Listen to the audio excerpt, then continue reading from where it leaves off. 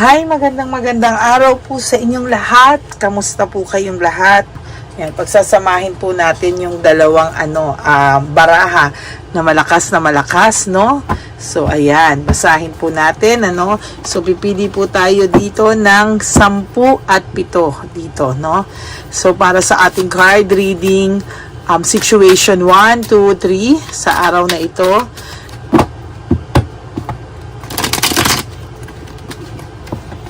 Pili na po tayo ngayon. Pili po tayo dito ng 10. 1, 2, 3, 4, 5, 6. Hindi, sige, anuhin pa natin ulit. Isa pa.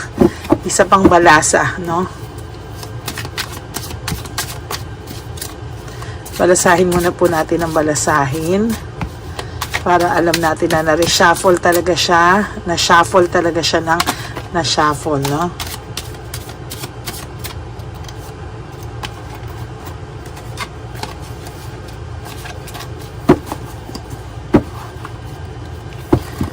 Gusto ko po talagang ayan. Okay, now game na po talaga. 1, 2, 3, 4, 5, 6, 7, 8, 9. Ano ba ito? Niloloko ko. 10. Yan. Dito naman 1, 2, 3, 4, 5, 6, 7, 8, 9, and 10. And this one is 1, 2, 3, 4, 5, 6, 7, 8, 9, 10. Okay. At dito naman po 7, no? 1, 2, 3, 4, 5, 6, 7. 1, 2, 3, 4, 5, 6, 7, and then 1, 2, 3, 4, 5, 6, 7. There you go, no? So for situation 1, 2, 3, kamusta siya ngayon? Ano ang mababasa natin ngayon para sa situation 1, 2, 3? We'll start off with our situation 1. Sa situation 1, gawin natin ganito.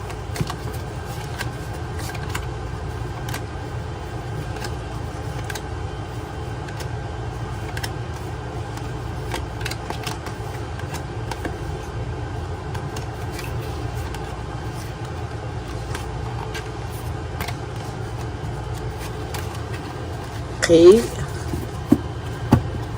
There you go. Gawin na po natin. Tingnan natin ano ang unang card. Simula tayo sa ilalim. I am so attracted to you. Meaning, ang taong ito po ay may attraction pang nararamdaman sa iyo sa mga oras na to. No? Meron pa po siyang, attracted pa po siya sa iyo. Meaning, may dating ka pa po sa kanya. Doon sa tao mo, sa person mo, sa araw na to. No, pero kailangan niya daw muna pong i-figure yung sarili niya. May mga kailangan po to, unresolved issues sa sarili niya.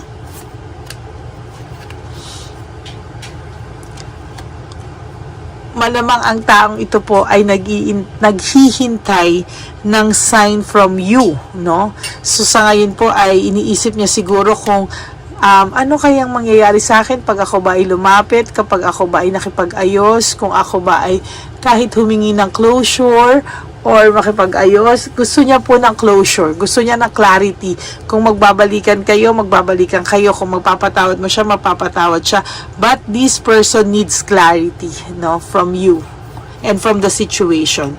Ayan, no, I need to hold back. Teka lang, situation 1, baka makalimutan ko na naman po. Alam niyo na po ako, makakalimutin na. So, situation 1, ang taong ito, clarity ang kailangan niya. Clarity ang kailangan. Okay, mamaya ko na po i-elaborate, no? So, ayan no, I need to hold back my true feelings for you. So, ngayon, hino-hold back niya lang po yung pakiramdam niya o yung feelings niya for you habang siya ay nag-figure out ng sarili niya at nag-iintay ng sign from you kung ito po ba ay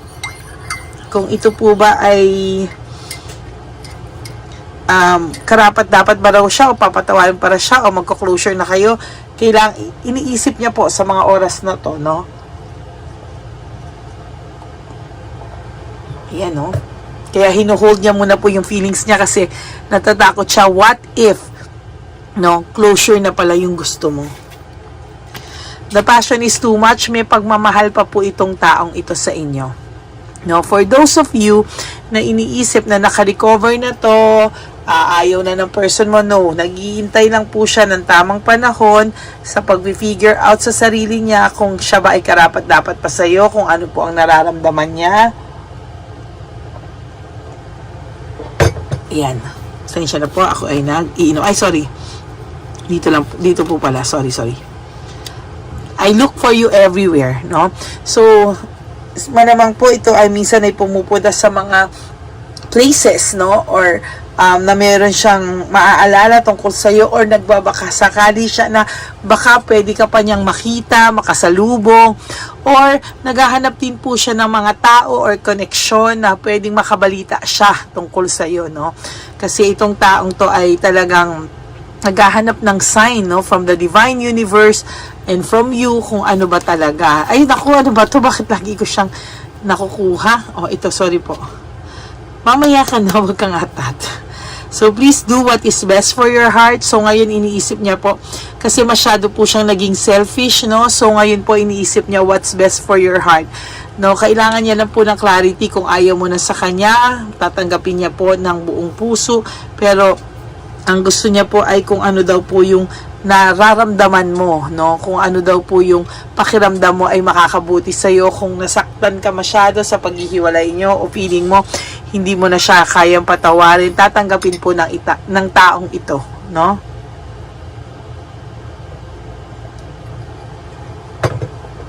Ayan, no? Please do what's best in... anak ko, yan ka na naman. Lumalabas ka na naman. Mamaya ako curious tuloy ako ano to eh. Sometimes, I stay awake thinking about you. So, ang taong ito po ay minsan for some of you, nagigising kayo na madaling araw or di kayo makatulog, balisa kayo because this person is thinking about you, most especially at nighttime, no? Yung tipong patulog ka na, hindi ka tuloy madalaw-dalaw ng antok, hindi ka tuloy makatulog-tulog kasi po ang taong ito ay iniisip ka, no?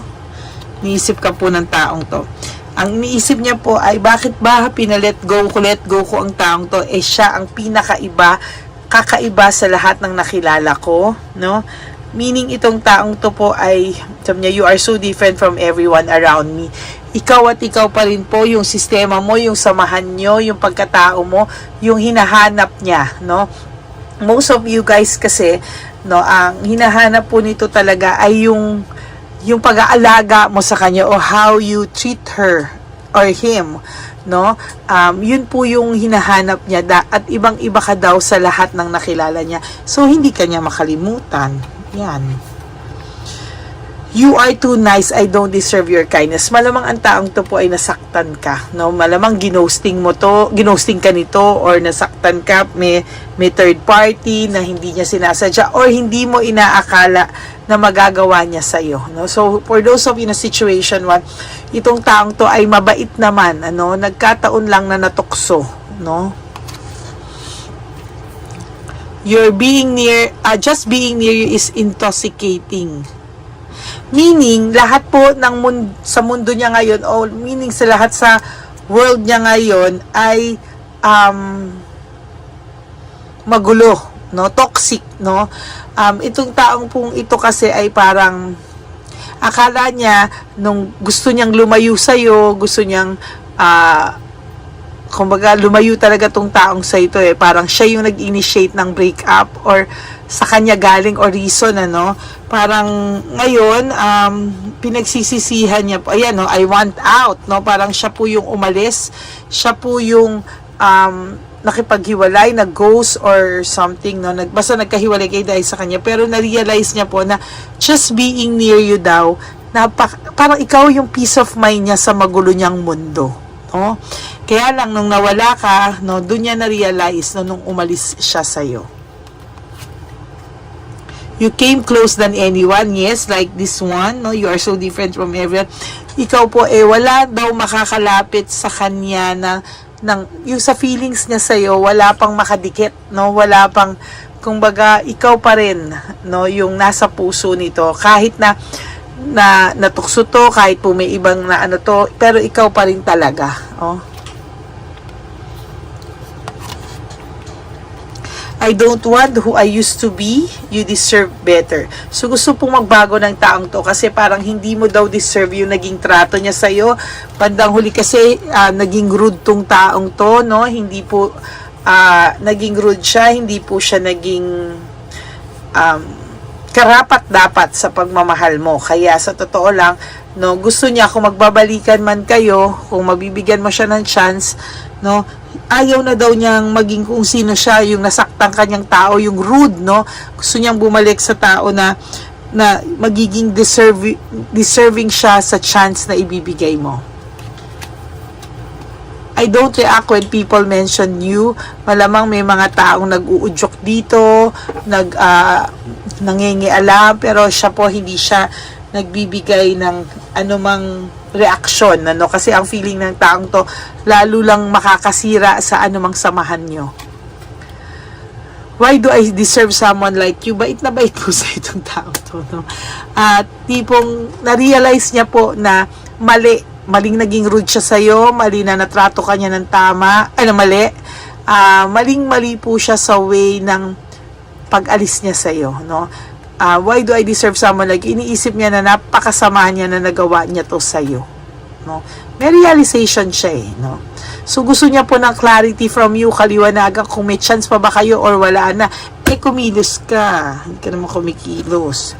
And last na kanina pa, no, ayan, I can't handle your love. Kasi po, feeling niya, yung love mo is too much na parang sa kanya, kahit na anong ibigay niyang love, hindi pa din yun yung deserve mo, no? So, medyo may pagka-pressure ito. Nape-pressure siya kasi parang too much daw yung love na binibigay mo while siya ay hindi niya deserve, no? I can't handle your love. Parang hindi niya alam kung paano niya papalitan yung pagmamahal mo, kung ano yung pagkukulang niya, anong gusto. Talagang clarity, mag-usap kayo, no? Kasi ang feeling ng taong to, you are giving your 100%, pero siya kahit binibigay niya 100% niya, feeling niya for you na bibigay niya lang is 50%. Pero yun na po yung 100% din ng tao. Sometimes, iba-iba po kasi yung tao. Feeling mo hindi nag-e-effort sa'yo, pero yun na yung pinaka 100% na effort niya na hindi mo alam, di ba? So, ito po yung card number 1, ano, sa situation 1.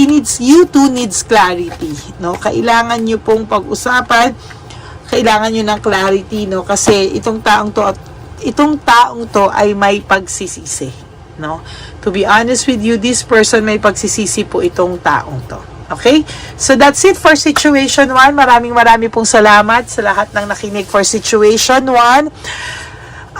For those of you who would like to have a private reading with me, you can always message me po sa my sa Lady Lee Elena. That's my only legit FB account, no? So that's LADYLY Elena ELEYNA, no? Ipopost ko po dito. Hindi ko pa po kasi nagagawa. So sinasabi ko pa lang po ulit sa inyo. At saka pasensya na po kung medyo ako magsalita kasi medyo masakit pa talaga po yung ngipin ko. Umaabot po hanggang ulo, no? Parang binibiyak. Kaya, pagpasensya nyo na po. Pero I promise you, kahit ano pa po nararamdaman ko, I will give you yung reading na deserve nyo for, lalo na ngayon, Tuesday, hindi ko po kayo pwedeng hindi bigyan ng reading kahit sobrang sakit na po ng ulo ko. Yan, no? So, there you go. There's a situation 1. I'll be back for situation 2 and 3. I promise to give you within the day po, no? Yan. Salamat pong marami and I love you all. May God bless you and enjoy your day. Bye! I love you all. Bye!